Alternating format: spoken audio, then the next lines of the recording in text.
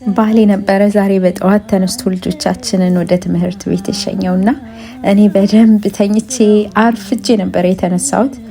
ዛሬ በጥቁር አፍሪካን ሴቶች በሚሰራ ቢዝነስ ላይ ሴሚናርና ሾኬስ ስላለ ወደዛ ልሄድ እየተዘጋጀው ነው። የኔ ሜካፕ አቀባብ እጅግ በጣም ሲምፕል፣ ኤክስትሪምሊ ሲምፕል ነው። ቦዊ ብራውን። በልቤ ግን አንድ ነገር ይመላለስ ነበረ። ጌታ 5000 ሕዝብ ለመመገብ ሲል በእጃቸው የተገኘውን 2 ዓሳና 5 እንጀራ ባርኮ ሰጣቸው። 5000 ሰው ተመግቦ ተረፈ። በእጃችን ላይ ያለውን ጥቂቷን ነገር የሚያበዛውና የሚያትረፈርፈው ጌታ ነው።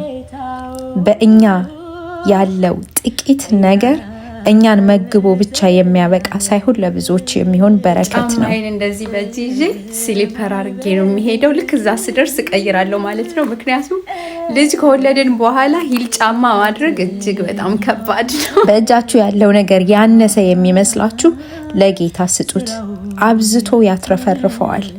መጽሐፍ ቅዱስ እንደዚህ ይላል፣ ለዘሪ ዘርን ለመብላትም እንጀራን በብዙ የሚሰጥ እርሱም የምትዘሩትን ዘር ይሰጣችኋል፣ ያበረክትላችሁማል፣ የጽድቃችሁንም ፍሬ ያሳድጋል።